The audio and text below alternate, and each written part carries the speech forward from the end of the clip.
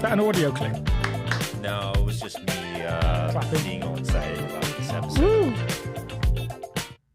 Hello, everybody. Hi, everyone. How you doing? It's so good to see you all. Welcome to Guys Drinking Tea, where we are going to solve every question in the world around community and why it's so difficult. I love that idea. We're just going to fix it. So, yeah, because community's always easy. always easy. Always easy. Everyone loves it.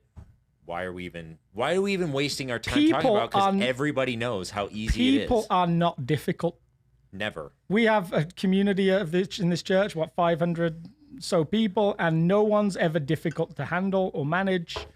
There are never any problems. We never upset each other. If someone's out there watching this and they don't understand sarcasm, they're so confused right now. Wait, I want to go to that church. But they've already called their current pastor and said, I'm changing leaving churches. for this other church. And that's the thing, right? All of this is tied into community, yes, but church, because we're a Jesus podcast. It's tied into the church community. And yet church has found its way into how we do consuming for other communities as well. It's like this thing that we dot in and out of. We visit other places. We go to all these different things. And so we have our own challenges. We have our own mess. We have our own problem. We have some fractured communities. And so there's always that joke. They use it in seminaries, or at least the seminaries I went to, of like, if you ever find a perfect church, don't join it because you'll ruin it. Like that. I've ruined many a church. I've got a long list. The list is notorious. Yeah, so today, if you hadn't already picked up on it, if you haven't, then you're not even paying attention, but we're going to talk about community. Yeah. And the challenge of community, the beauty of community. And on Sunday, Alex talked about this, and under the title, did you give the message a specific title? Do you know, I didn't actually this week. We talked about crisis of loneliness, actually, or homelessness was maybe how it was actually phrased. Yeah. But we got in amongst the lines of belonging, community, all of those different things. So it's this sense of belonging that we're going to talk about today. So the angst part is, in this whole series, is most of us, and probably you sat at home or driving or whatever, we're in the world and we're like, nah, something's not right here. There's stuff that's afoot that just feels funky. And the example I used was the lion in a zoo. Like we're maybe living lives that aren't the lives of real lions or real humans in our case. Like there's something off. And so we've tried to look up. Just to tie that thought up, you're suggesting that a lack of belonging is the thing that's off. One of the things that's off. Yeah, broadly. Yeah. And so we started sociologically. If you've done any sociological reading, you've probably picked up on this theme that life without community is generally bad for people's health. Lonely people just die sooner than healthy people, than non-lonely people. What's the phrase for that? People with community. Lonely people die earlier than non-lonely. Yeah, there is. I don't know what that antonym is.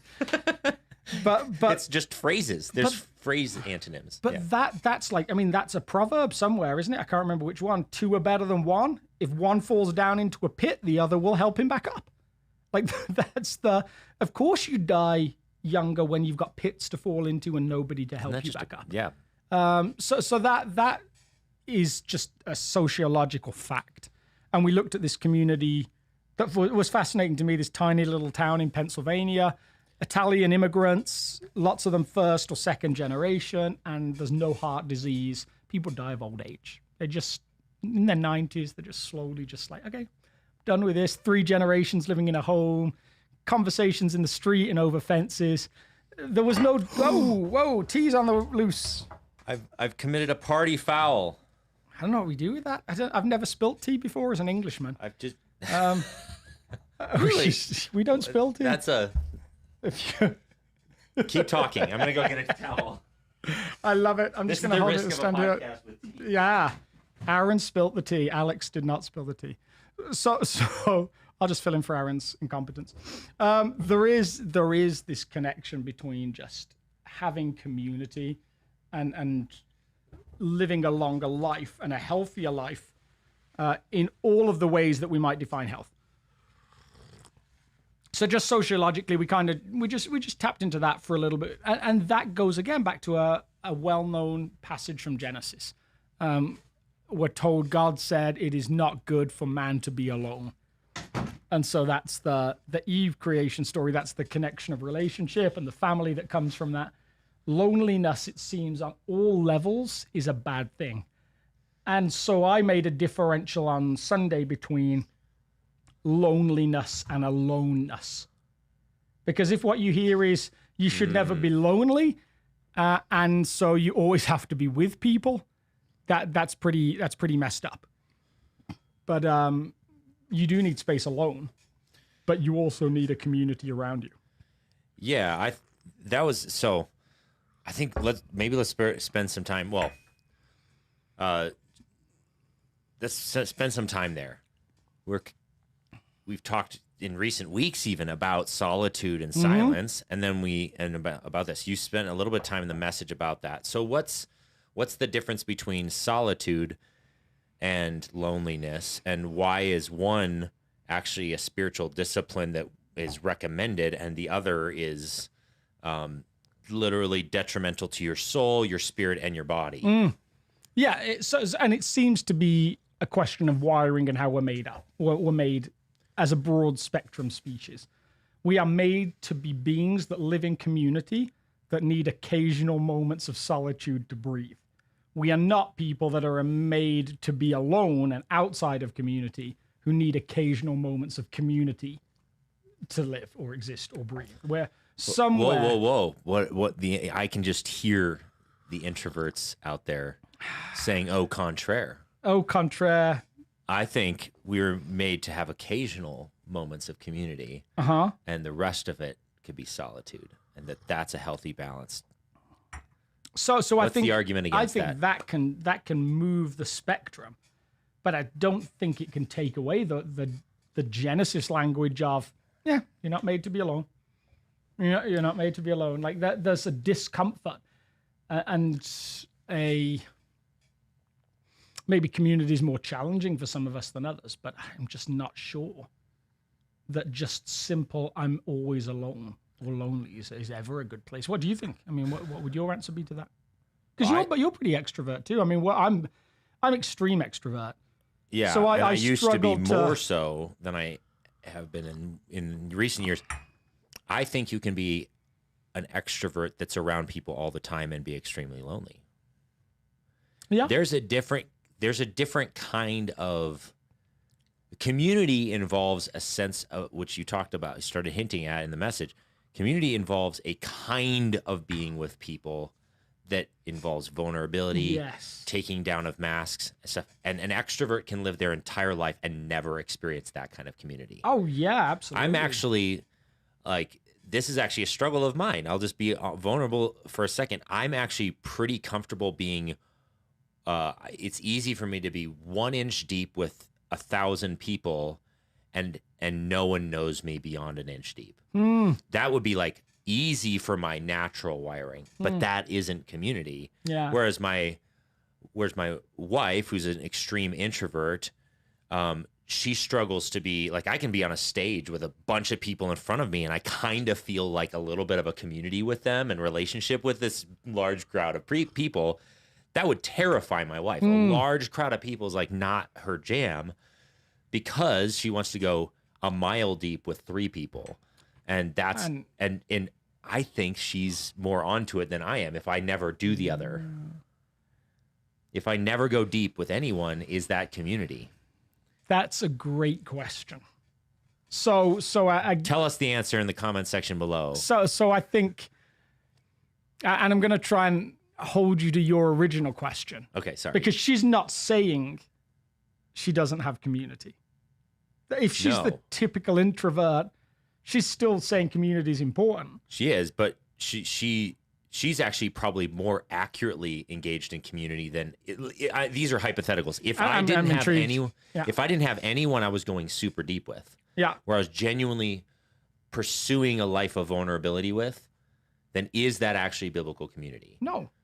I interact with people all day. I'm around people. I'm happy-go-lucky. I might even spend time with a ton of people. But if I'm like only talking about, things I like to talk about, technology, investments, and the weather, and that's the content of my conversation, then I'm not probably in community. Whereas she may avoid interactions with lots of people, and then a couple times, once a week, she goes super deep with 2 or 3 people. So I guess that she's in community, I'm not. But that makes me ask the question: like, is a once a week rhythm, does it have the ability to be super deep? Like, I mean, I'm intrigued now. I mean, we're down a rabbit hole. Like, what can giving that amount of time to people ever get to super deep? I mean, we're working with a very loose definition of the word super deep, right? Like, because I mean, it could mean anything. Like, so somewhere it feels like the sacrifice of community is sometimes you have to be with other people when you don't want to, and you have to be there when they want you and you don't want them. Like, somewhere it's not always going to be just simply, we found this perfect balance of, we only want to get together this often, and both of us feel that way.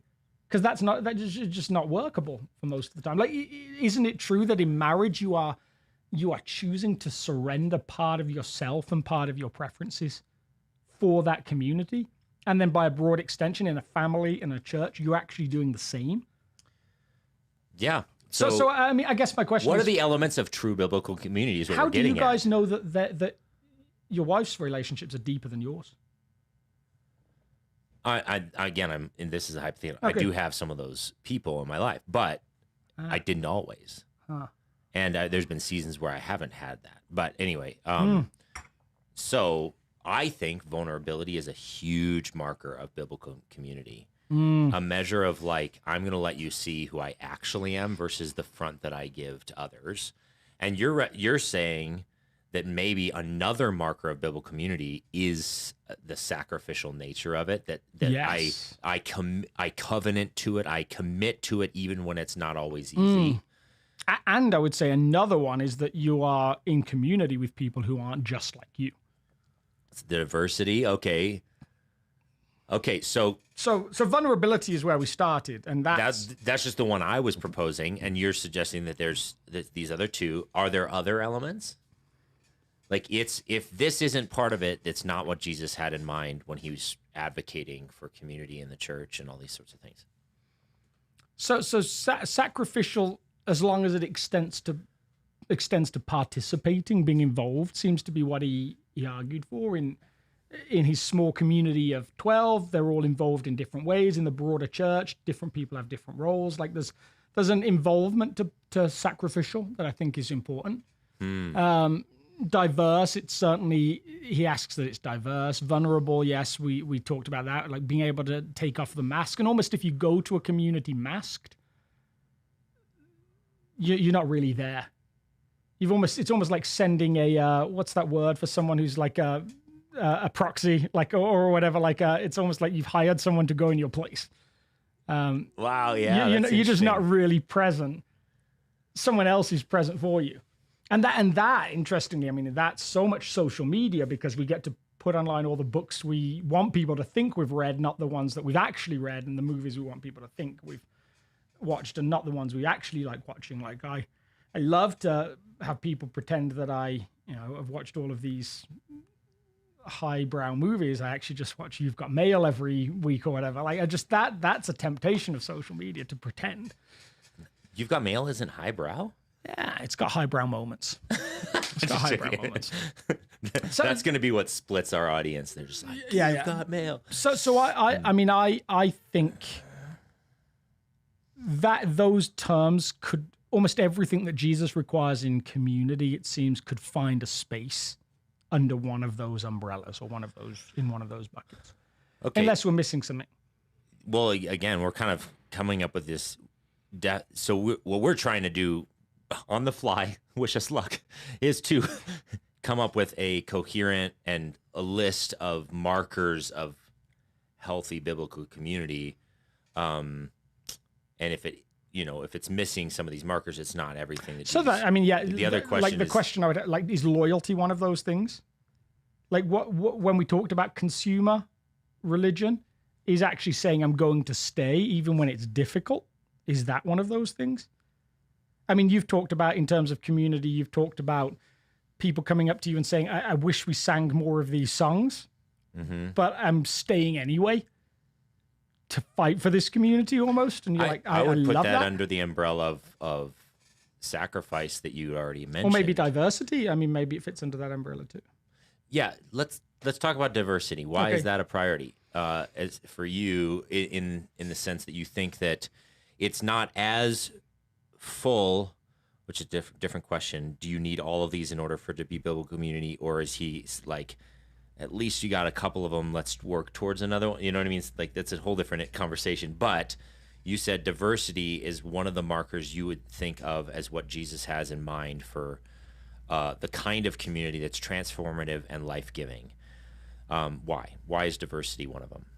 So, I mean, I don't want to make it sound like it's a brilliant original thought that comes from me. It's just what Jesus did. So I think for me, it's just copying to a degree. Like I'm just saying, I'm going to do the things that Jesus did. And Jesus pulled together a group that for a Jewish group was diverse. He added people into that group that probably didn't fit. There's some suspicion that women were pretty highly involved in the ministry, and depending on your reading, you read that as very involved or just partially involved.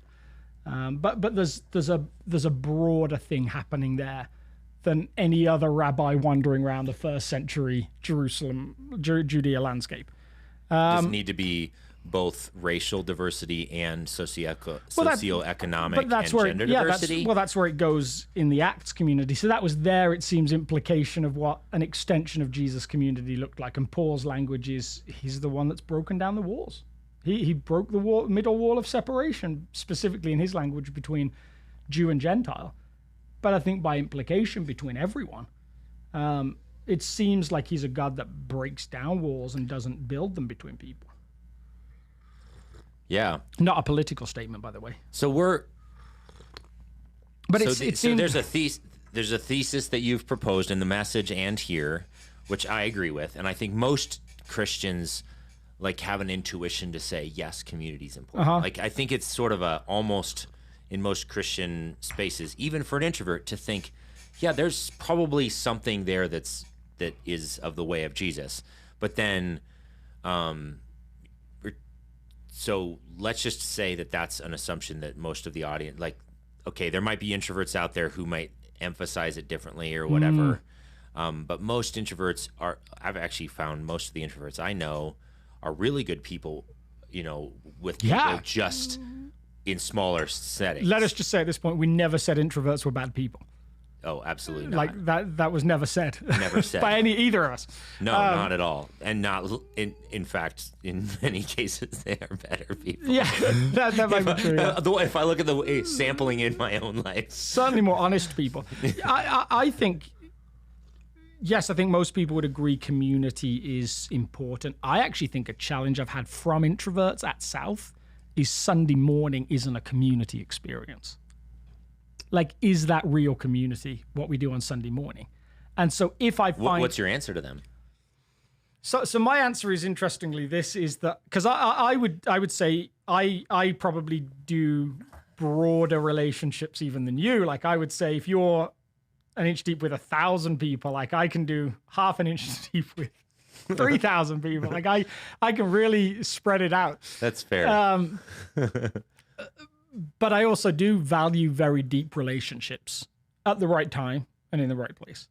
So I would say the beauty for me on Sunday morning in the moments that I'm walking around, and I've actually said this to some people, is every good, deep relationship I have with people at South began on Sunday morning.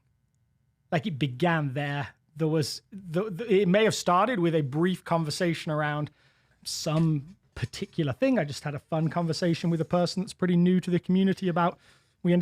he played soccer in the same place I coached soccer. Like every one of the deep relationship I have started with a gentle sort of connective moment on Sunday morning and moved to something else. So every time I have this brief conversation with a new person on Sunday morning, I'm like, who knows where this could go? Like this could be anything. Like this could go into I met my wife at a conference I was speaking at. And I walked over to her and said hi, and it all went from there. Like anything is possible. So to me, like that's the possibility. And so the community on Sunday morning may not suit deep conversations. It creates the possibility for deep conversations all over the place. Okay, but is that what we're talking about? So is the thesis of the message commit to coming on Sunday morning? No. I don't care if people come on Sunday morning. I didn't think that was your thesis. Well, no, I do care. I do want you to come on Sunday morning. But I think it's, if you want to find value on Sunday morning, even as someone who doesn't enjoy 500 conversations, there's a whole bunch of people that you could come to know that you're potentially missing conversation with. And who knows where that can lead. So I think if the question is where's the value on Sunday morning, that would be my answer in terms of community. Okay, so what we're after isn't a Sunday morning worship service community. What we're asking is, Jesus seems to think that there is a kind of community that is healthy for his people, and we want to step into deeper levels of that as a South Fellowship Church community. So what is it about that we need? You said, okay, we did the sociological level. We know that it's healthy for your body. Like you are less likely to get sick if you're in community than if you aren't. Fall down a cliff. Yep. Yeah. And then there's the story that you told or looked at in John of this the woman at the well. What are these elements, and why is this important? Why should we prioritize it? Why should we do it differently than we're currently doing it? Those are the kinds of questions I have spinning around. So I would say, just like I tried to give Sunday morning value, I would say also, if Sunday morning's your only expression of church community, you're probably missing something. Like if that's all you have, then it's not enough, because it does only require. Is it ever enough? Is there someone out there that is their only encounter and it's totally enough? It's so dangerous to say never, isn't it? Like it just, like for some people, like can I see a situation where someone in their 90s is like, I've done this for a long time and this is my home and this is where I'm going to keep coming and this is enough. Yeah, I mean, like potentially, but for the most part. So they're not known by anyone else. They don't have any other friend who's aren't we trying to split church from family just a little bit? Like you could have a great nuclear family, but still feel like, no, I want to come on Sunday morning because there's so much memory of what I have done here, what I have been involved here, all those different things. So like yes, if you live alone and only come here on Sunday morning, that feels like there's more to be part of, almost all the time. So I think there's ways that we try and shape community in different ways beyond Sunday morning, to create space to be known. I think that's probably true. So does community work if it's not Christian? Yeah, I think that's the hard part, right? What happens when you see organizations all over the world do community better than the church? So I mean, and the rabbit hole moment for me, or the blindfold being removed moment for me was CrossFit. Like this group of people that come together 6 times a week, that are cheering each other on, that are genuinely like pushing people to be better than they are, that are celebrating with other people's wins in the same way as if it was their wins, that are excited when people are there and call them when they're not. Like that's like to have a guy struggling to finish, like, I don't know, whatever it was, 200 burpees for something, and everyone else is done, and the whole group is around him, like clapping and cheering him on because they know that's going to get him over the finish line. That seems like a good community thing. Like another example would be Burning Man. I don't know if you've ever looked at Burning Man, but their philosophy. Try not to look too close. Yes. Yes. But their philosophy is you are wanted, you are needed. Like anyone's got a place here. All you have to do is show up and give of yourself. So there's all these organizations that you watch and you're like, oh, that's so church, as it should be. Okay, so then what's the unique advantage of Christ-centered community? Because the sociological thing, check. I can do that with my CrossFit group. So so if I'm out there and I'm listening, I'm like, okay, Alex told me community is important. I live longer. Boom. I've got my CrossFit group. Check. I've achieved that. What does the way of Jesus or the community of Jesus have to offer that CrossFit doesn't? And I guess this becomes kind of a chicken and egg discussion in some ways, because if you don't believe in Jesus as he describes himself, then I guess it doesn't. Like, if Jesus isn't who he said he is, if it's just a belief, then maybe it doesn't provide anything better. If Jesus is who he said he is, then the church is a place for restoration, for redemption, for all of these great things to take place, for transformation to take place. So a church community working its best can, I guess, accept anyone, but can also see them become something else. And now CrossFit can do that to a degree in one area. It can do that around personal fitness, but personal fitness is still got a limited lifespan on it. Eventually, you won't be able to bench press however much or squat, lift. Yeah. So I think the Jesus-centered community says that there's a purpose beyond this world, that you're part of something transforming the current world and working in it, and it's transforming you at the same time into being a person who looks like Jesus.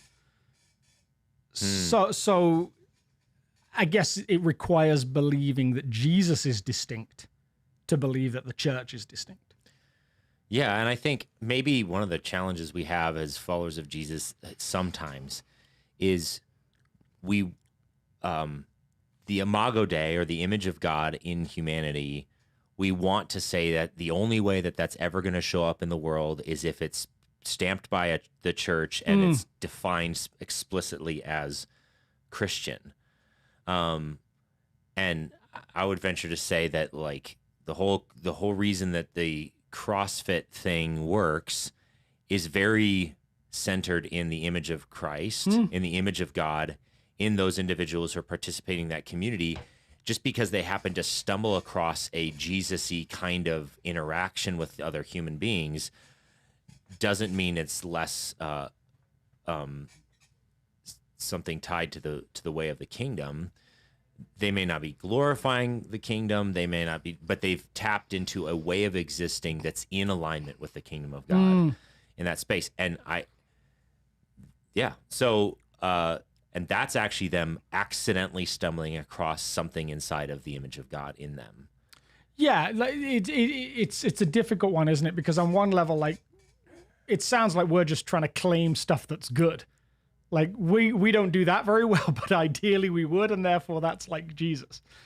Which I'm not claiming it, because it wasn't the church who initiated it. It wasn't the church that did it, yes. The image of God gets to claim it, though. Yes. I think his design of humanity gets to claim it every time. Yes. Which is why I think he still gets glory out of it, in the sense that if it is good and beautiful, every good and perfect thing comes from above, even a healthy community at a CrossFit gym. Yeah. And they may not have a clue that it's from him. Yeah. I have maybe a question that's maybe tangents us a little bit, but so we have a values list on our wall. Yeah. One of the values is wholeness. Yes. Which is essentially, like, we want people in our community to be holistically whole, if that's not a horrible tautology. But we're interested. Pursue wholeness. Yeah, we're interested in every single part. Like, what does that mean for a community? How does a church community think through, like, we talk a lot about spiritual health in community. What about all the other sort of ways that should we be doing CrossFit in church? Should we be saying, no, we're going to do stuff that's about physical health? Should we be doing nutrition classes? Should we be doing, like, things that actually take those things seriously? Those are actually questions we've had. When we first wrote those values, we actually had to ask the question, how do we prioritize all of the facets of wholeness at the church? And so it's one of the reasons why donuts disappeared for a long period of time, was because, or at least we added healthy options, because we wanted to say, we didn't want to send a mixed message around health, physical health. And so it was like, if we're going to say wholeness is a priority, we can't only offer, like, there is a connective potential of eating a donut with someone and a cup of coffee and having a great conversation. That could be a facet of wholeness around relationship and all that. But does it have to be a donut? Does it have to be all those different things? Does it have to be coffee? But if someone's struggle right then is I am trying to walk in the way of Jesus in the area of my physical health, because that's an area that I feel like I'm almost in sin in, or I'm struggling with, and the only option they offer is donuts, it felt a little bit disingenuous. Aaron's going to turn us all into a Mormon community. We're going to get rid of the coffee. And when we get here on Sunday morning, I'm going to have a circuit route set up. It's going to be just like. So that's one of the reasons why we have support groups. It's not simply get your relationship with God right, only in the sense that you also have to prioritize getting relationships with other people and having like emotionally healthy relationship class, or an addiction class, or a mental health wellness thing. And isn't one of the challenges of community, like somewhere we want our answer to be? I know it when I see it. Like we have this, like these moments. It's always intriguing to me every time we have someone at South, at our community, someone will come and say, oh, so-and-so's sick, or they've gone through a moment of grief, or there's this problem that's come up. My question will be, for whoever mentions it on staff, something like, are they in a small group? And just statistically, I know that if they are, they're going to get better care than if they're not. Like somewhere there's something about that working, that system, when it works well, that actually cares for people. So usually if usually there might be something for staff to do, to be involved in some way with a time of grief or a time of sickness or any of those different areas. Usually, if I find out there's a small group, by the time any staff person's got involved, there's been a conversation about, can we help and provide meals? Can we drop in and see? Like, there's some different levels of participation that have been gone through way before the staff person's got involved. And when there is no connection, it usually gets a little bit more staff heavy. Interestingly, like somewhere there are little things that we do often that we think of as just, well, why do we do small groups? Why do we do that? Well, those are some of the reasons.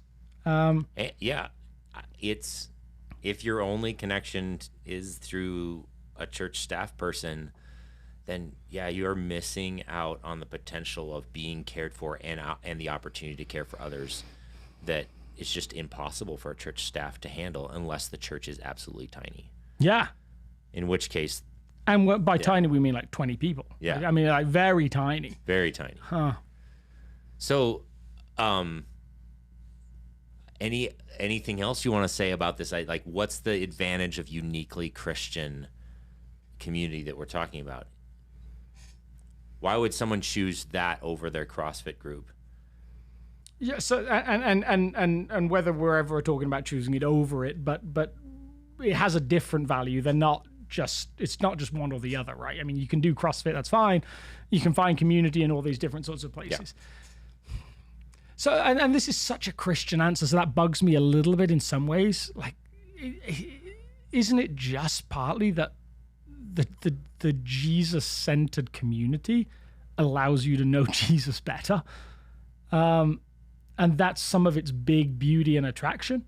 Like it invites you deeper into that relationship with the God of the universe. And that's what I've been trying to get at when I've said it really depends on what you believe about Jesus.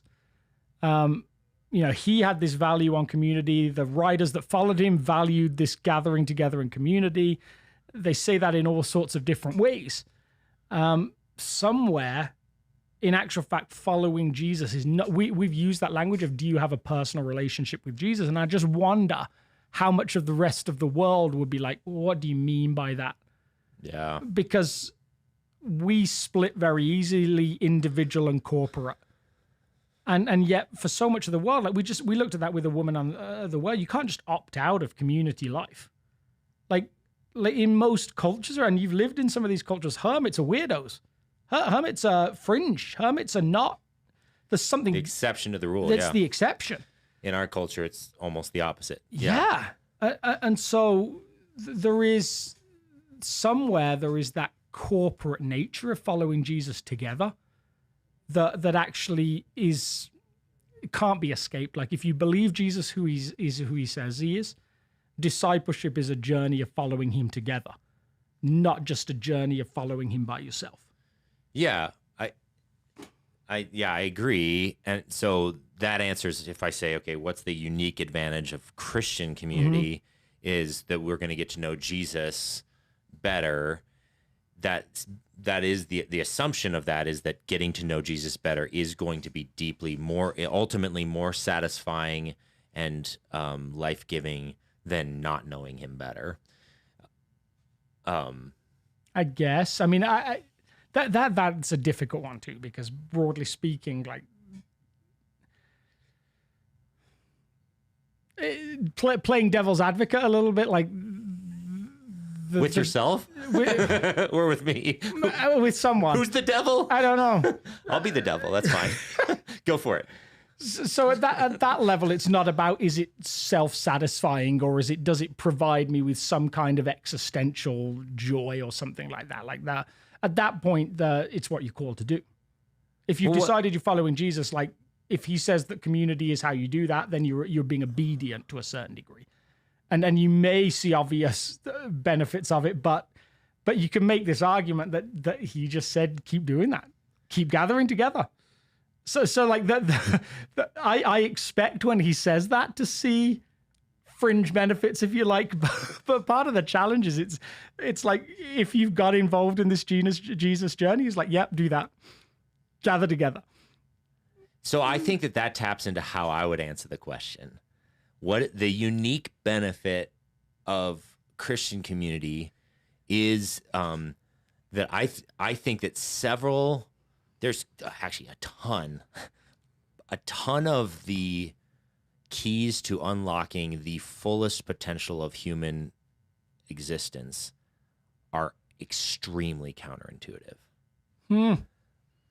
Some of them have made their way so deeply saturated into society that everyone agrees with them now, but it's not how the world always was. Have you got an example? For example, like the one that everyone agrees with now, like that violence is worse than peace. Like before the era of Jesus, violence was actually considered more reputable, more preferable. Is the most violent gets the most power, which means I win. Yeah. And so the idea that we shouldn't kill other people to pursue to like get our own safety and power, that is a uniquely Judeo-Christian idea that has made its way so deeply into the fabric of Western civilization that now almost anyone, any religion, if you live in the Western world, agrees that killing other people to acquire power is probably less good than and so you're saying where we see that in other religions, it came from the Judeo-Christian world. Yeah, I mean, if you look back, I mean, Jim, I'd have to look up his name. He's a sociologist. He was a secular historian who basically said that idea alone has shaped Western civilization, and it comes out of both the teachings of Jesus and the teachings of Paul, and has shaped Western civilization more than any other idea in the history of the world. But surely the teachings of the Old Testament as well. Partially, yes. I mean, but specifically, the pivot point was Jesus, though, and the early church, because prior to that, it was publicly celebrated that the most violent person is the most awesome. Yes.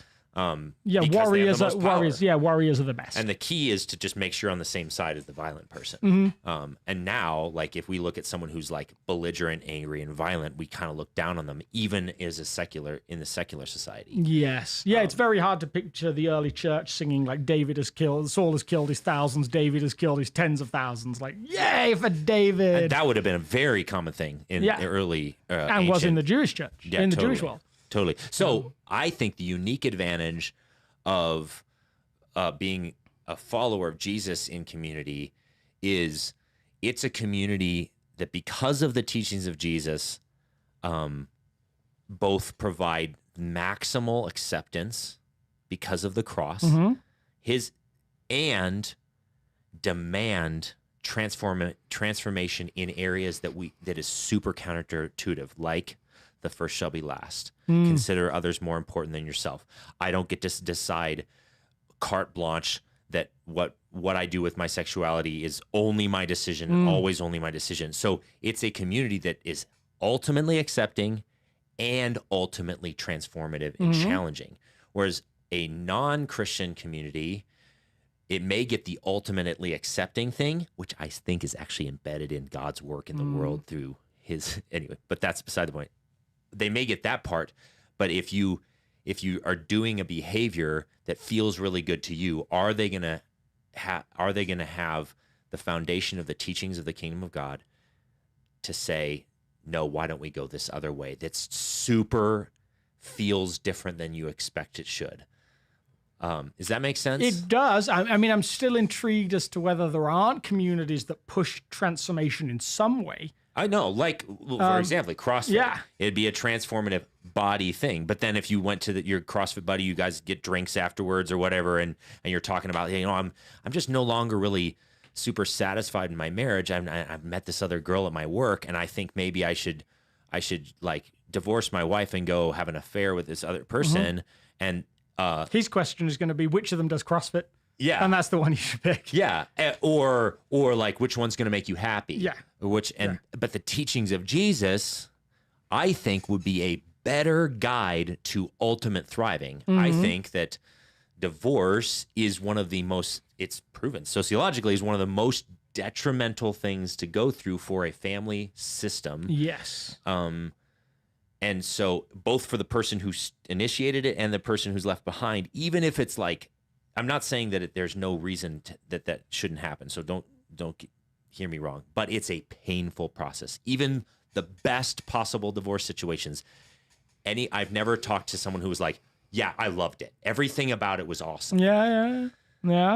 So a community that's Christian is going to say, this feels counterintuitive. It's crazy painful. Let's find out the most loving, gracious way to try and engage this. Maybe there's a way to re-engage the relationship. Have we tried this? Have we tried that? How do we do it in the most Jesus-centered way possible?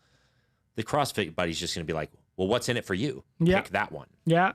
So that, I mean, that goes to the third point from Sunday, like the sacrificial community that requires you thinking about others differently. It has some tensions. So somewhere, Jesus brilliantly, I would suggest, manages to land this community of his. It's not capitalism or survival of the fittest, the best warrior wins. It's also not socialism.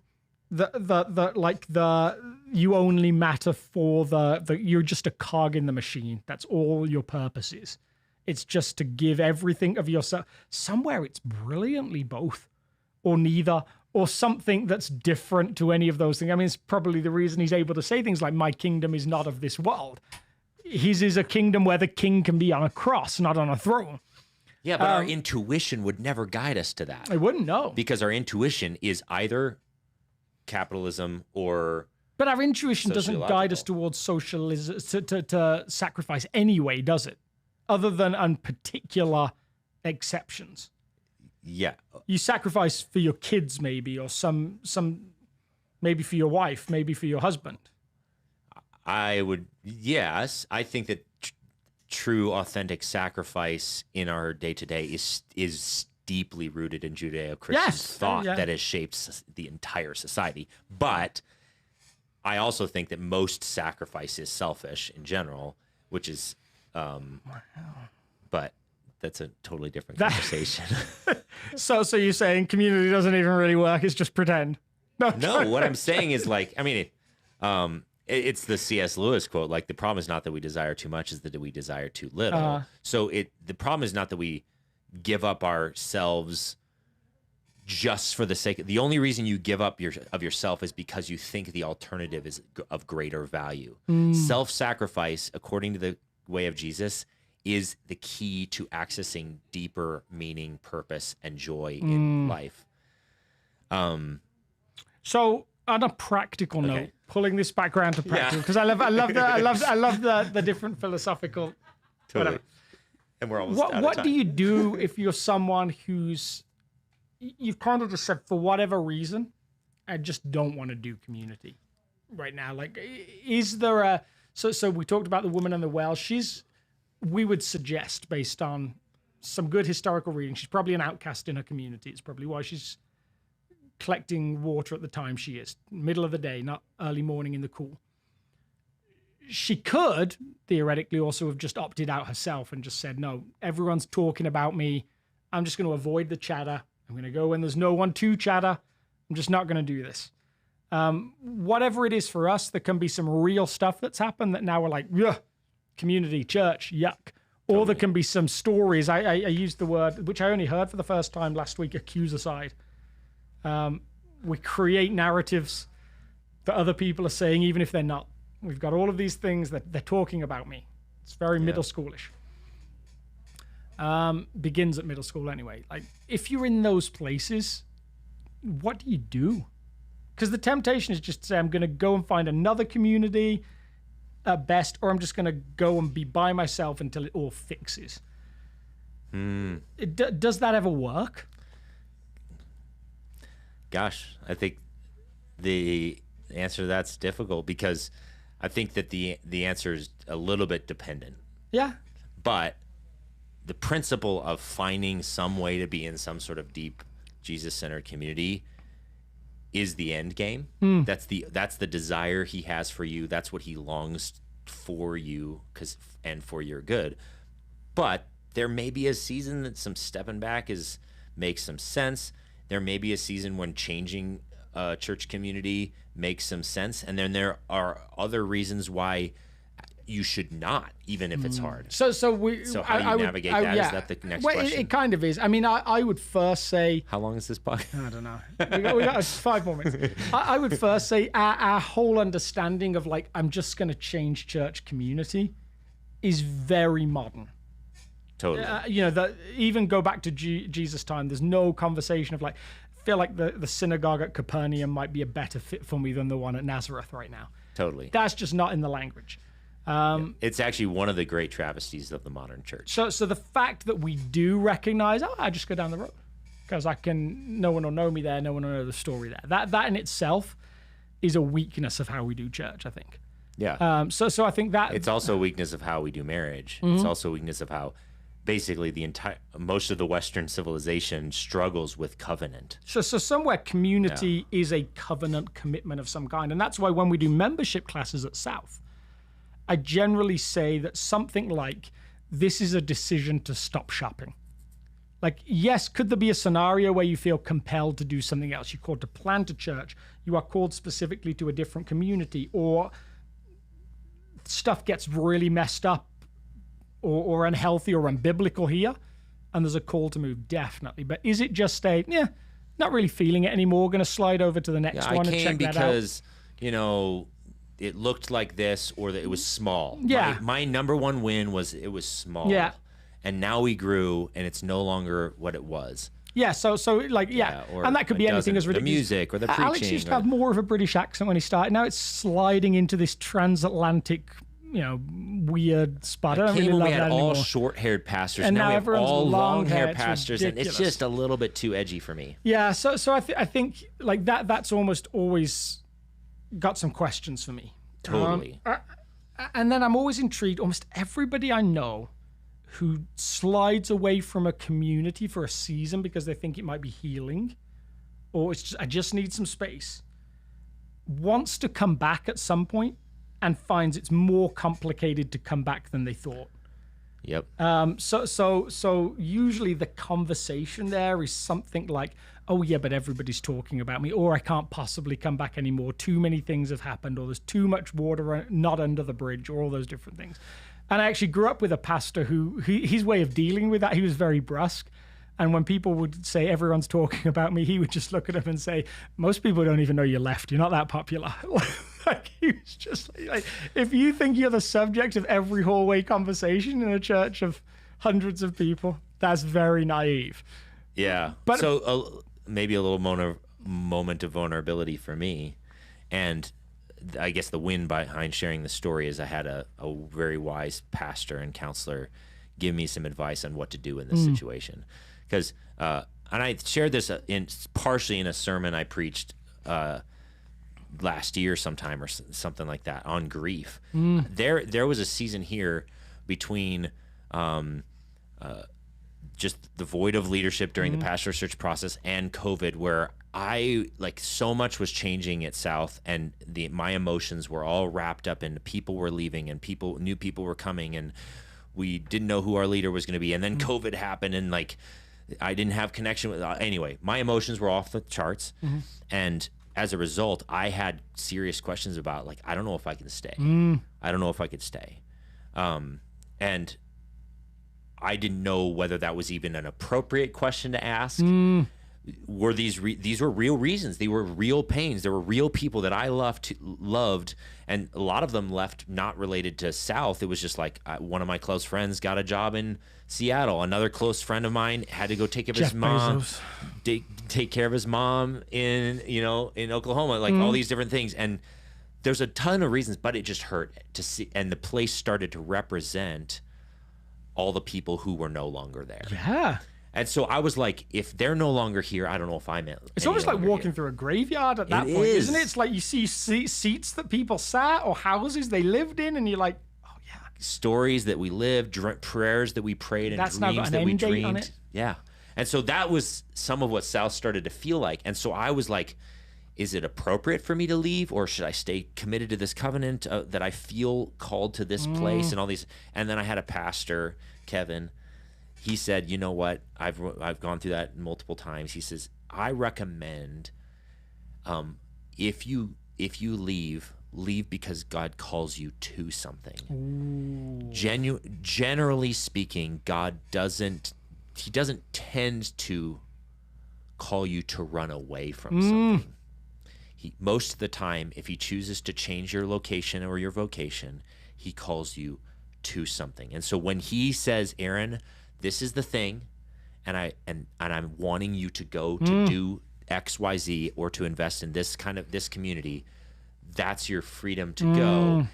If you're just running from pain, it's probably an invitation to stay and live through it with the community. And that was the biggest gift for me in that season, because then I was like, that's it. I'm just hurting. And it's okay then I could embrace my pain, I could embrace my grief, and I could lean back into this community for help in that grief. So that was great advice that I got from Kevin. And Kevin gives pretty great advice. So, yeah. Anyway. I think that's a great ending point in lots of ways. There is a call to community, and Jesus invites us to it without always a ton of explanation of why. Some of it is a obedience practice and a trust practice of, I'm going to trust what you said. And somewhere it answers a bunch of the questions we're wrestling with in this series of identity and community and purpose. Somewhere it does do some of those things. But it's never going to be just easy, right? I mean, that's anytime. And if it is, it's probably not healthy. Yeah. Yeah. So wherever you are in terms of community, I think the takeaway for me is asking good questions. Did God call me to this space? Does he still call me to this space? Did he call me somewhere else? Did he call me somewhere else? And looking for ways that you can find better community, even if it means staying right where you are. For me, some of that has been actively just starting to pursue some different relationships as well, looking for different circles of people to mingle with. Building that diversity thing, not just around ethnic, but finding people who are actively not like you in a community just can make such a difference to how you see things. Totally. Even if you talked about sound a few weeks ago and how you hear that, even to find someone who thinks the opposite and say, well, what are you hearing? What do you get? What's the joy for you there? Just hearing that different language and recognizing the sacrifice as it seems to land with church community isn't just giving up of yourself. It's actually giving of yourself to the community as well. It might involve surrendering preferences, but it also involves bringing your whole self and saying, how can I be involved? And that's almost like the magic of as communities grow, there is this moment of sometimes it gets so difficult to figure out, like, oh, there's all these new people coming in, there's different people, there's all these different things happening. Actually, a bunch of people that just come into that and just say, what can I do to help? Is just the key to healthy community. Yep. Totally. Love it. Well, if you have any questions, put them in the comment section below. I have this sneaking suspicion that we haven't answered every single sorrow or pain that you've ever had related to community relationship, like we promised we were going to at the beginning. That was a bold claim. It was a bold claim, and probably a bold-faced lie is what it was. But we're in community, so you have to figure this. Exactly. Accept us just the way we are. Yeah, we love you. Like, subscribe, share. We really want this podcast to be a resource for our church family and for those beyond, but specifically for our church family to have these deep, hard, sometimes confusing conversations and about vulnerable conversations. How do we really walk in the way of Jesus, the heart of Jesus? All right, we love you. Love you guys. Bye bye.